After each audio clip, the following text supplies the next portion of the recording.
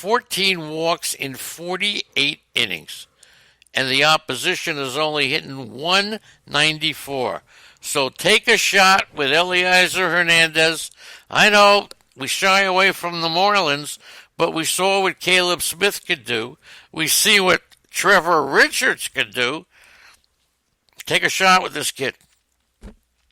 Now, he has had 2 short appearances with the Marlins this season in the bullpen, but they think he's a starter, and that's why they kept him in AAA. Okay? Mets have a pitcher coming up. Another stud coming up. But first, let me talk to you about the stud that's up there. Jason Vargas has allowed, 1 run or less in 3 straight starts? How many people in the chat room have Jason Vargas? That's number 1.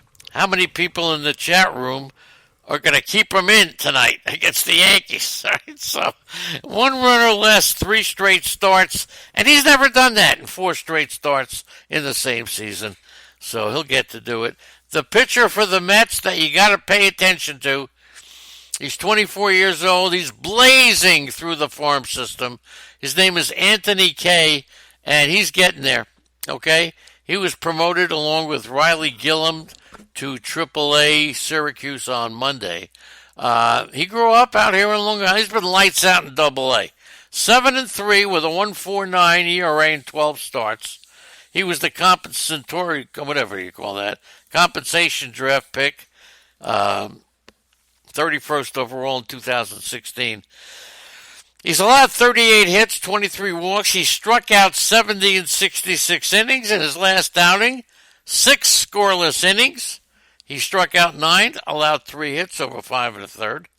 So he doesn't have a spot on the 40-man roster, but Mickey Callaway said that Kay's been on the team's radar, and the rotation's healthy right now. But you know it's not going to stay that way, and he could get a shot as soon as he has a chance. Anthony Kay, etch his name in your kitchen table. The last pitcher before Jared Eichhoff to give up 5 home runs and get 9 outs or fewer is Anibal Sanchez against the Orioles. I wasn't gonna kill you with that one. So Eichhoff did something Monday night that is 5 home runs. He gave up home runs to the first 3 batters in the first inning. It's the only time in franchise history that the Phillies began a game allowing back-to-back-to-back long balls. Unbelievable. He gave up 5 home runs. The Phillies allowed 8 home runs in a game, and that's unbelievable. All right? The Phillies have allowed 108 home runs this year, and that's far more than any National League team. And Eichhoff has given up 16. And that's remarkable, considering he didn't allow any homers through 31 innings after he got called up in mid-April. So he is, as we say, he is very hittable. All right? Very hittable. The Amazins is here. Good morning. As we catch up with the great chat room. So that's the Phillies for you. You never know. Pittsburgh, Jordan Lyles put on the 10-day injured list. Okay. And this kid, Montana Durapu, was, I don't know who he is. He was recalled. So take care of that one, okay? And Brian Reynolds, 0 for 5. So now that ended a 17-game hitting streak. 20, and as I said before, he's a very bad defensive outfielder who's liable to get sent down with, they got a lot of players out there. They got the Polanco. They got the Corey Dickerson. They got the Starling Marte. If you got Brian Reynolds, try to trade him right now. Today. Before the end of the day. Market him to those who don't get it. That he's going to go down and try to improve his defense and play every day. Hunter Renfroe is a player that we rarely talk about. And he finished last year in about 200 at-bats. He hit 18 home runs. Tied him for second in the majors from August 5th to the end of the season. He cut down his strikeouts. He increased his on-base. And yet, in spite of all that, He was the odd man out. He started just 19 of San Diego's first 32 games. And of course, Pittsburgh, the Padres, absolutely, 1 second. Yo, they love Franmil Reyes' power, and Reyes has potential to be an all-around outfielder. So he started 55 of 66 games. They are committed to let Will Myers work through his strikeout issues, partly because of his contract obligations. So Myers started 54 games. And then Manny Margot started more than Renfroe, but that's no more. Okay? So Renfroe beginning to play more. He started 26 of the last 34 games, batting .257. And for the season, he's hitting home runs in about 1 every 10 at bats. Ranks 5th in the majors. Okay? 18 homers, 1 less than Reyes in 25 less at bats. So just keep in mind that Hunter Renfroe, no longer an iffy player. He's definitely the player. And defense, he has 12 defensive runs saved since the start of the season. And that ranks him 5th in the National League. 6 defensive runs saved as a left fielder. Okay? Rank him 3rd. So 7 defensive runs saved. He's playing good. Hunter Renfroe started the year as an iffy player, is no longer iffy. No longer. So Michael Wacha, 4-1 win over the Marlins.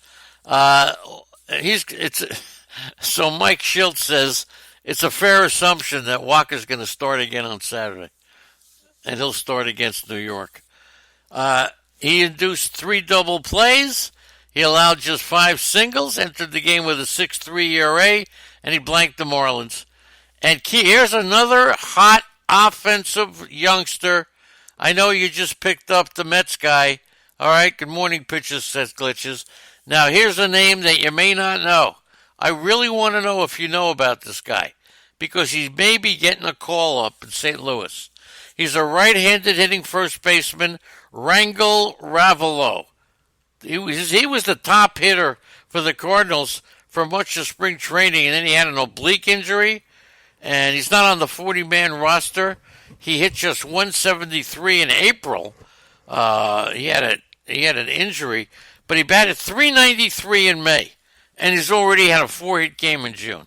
So he's 27 years old. He's batted over 300 at Memphis for the last 3 years. He could play the outfield. He's flexible. Keep an eye on this kid. Rangel Ravelo. Ravelo. Nobody's talking about this guy, and he could be up this year, okay? He could be up, okay? Cha-Cha, you up? I don't know if Cha-Cha's awake.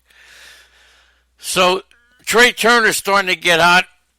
He still had that broken right index finger, and it looked like he was actually bothered by it. But he actually changed his grip and kind of removed the finger from his grip. So handful of this. As a matter of fact, if you watched him play, you'd see sometimes a swing, his bat ended up flying to the backstop. Trey Turner's hitting .352 in his last 12 games. So there you go. Let's see what happens, okay? The Nationals have actually held the lead for the 18th time in the past 19 games. Unbelievable. They have inched within 6 games of the tops in the National League East. Look out. So the Nationals 11-7 in when they had the lead. So they held the lead. They actually had a lead in 18 out of 19 games, and they were 11-7 in those games. Boy, I can't believe they didn't sign Craig Kimbrell. But I do think they're going to go after Ken Giles. Okay? How about this one? Does anybody think that Howie Kendrick belongs on the All-Star team? That's pretty interesting. He has been a huge player He's hitting 327. He's got 11 homers. He's a part-time player. Okay? It's unbelievable. And here's something else. Anthony Rendon doesn't want to go to the All-Star game. He says he doesn't want to go to Cleveland. He would rather spend 4 days with his family. So, maybe you give a shot to Howie Kendrick, who's done a great job. Okay? Who else could be better than Howie Kendrick playing third base? He doesn't have a set position. He made 18 starts at first, 14 at third, 13 at second. He could be a reserve on this All-Star team. Give him a break. He is a professional hitter.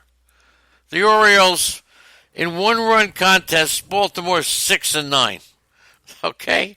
3 of those losses came to Texas on this road trip. Now, how good is Baltimore? They've suffered 10 losses by 2 runs and 6 by 3 runs. So 25%, no, not percent, 25 of their 45 defeats have come in games decided by 3 runs or less. Now think of it. Baltimore is close, okay? If you take 13 of those, put them into wins, the Orioles would be 33-32. So I'm not saying they should win all the games, but it's crazy. Of their 20 losses by 4 or more runs, the Orioles trailed by only 1 run after 6 innings in 4 of them. So you put all those games together, the Orioles are going to be in the World Series. That's stupid, right? And the Baltimore starters on the road trip that they 3.3 ERA, quality start, and Dylan Bundy pitched well. This kid Means pitched well. Even Cashner is pitching well. And Chris Sale, now for Boston, has 8 starts of 10 strikeouts this season, the most in Major League Baseball. So much for Chris Sale's demise. Now, Chris Morton, if you don't have him, you need a closer. He pitched the 11th inning, second save. Red Sox lost to the Rangers for the 3rd time in 15 games. Mike Minor pitched good, 2 runs, 4 hits, struck out 6 in 8 innings. He only allowed 4 more base runners after he walked Mookie Betts, and then Andrew Benintendi hit a home run. And, of course, J.D. Martinez returned after he missed 4 games with tightness in his back. Luis Garcia, 3rd home run, was the only thing that Anibal Sanchez gave up. Moncada left the game with tightness in the middle of his back. He is day to day, and we're waiting for Dylan Cease, but they say that he's got an issue with his delivery, and they want him to correct that before, not after, he comes up to the majors. How about that one, okay? Thanks to everybody showing up in the chat room.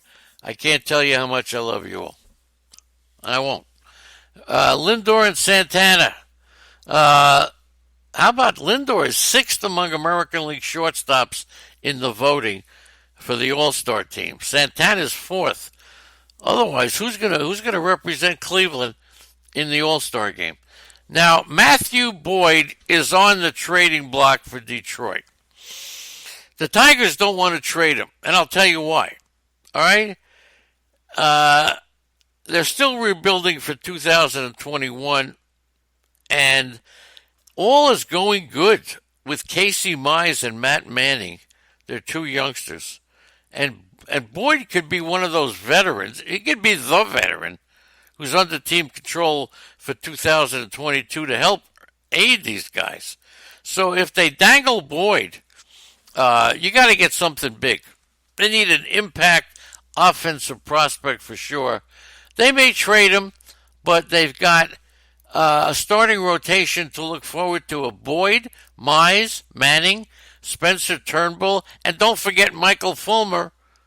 Manning averaged 3.9 walks per 9 innings last year in low A. This year, he's got it down to 2.5. He's 21, and he is the 44th prospect in baseball. That's Manning. He's got a mid-90 fastball, a plus curveball, maybe plus if you're a scout. He's got a changeup. His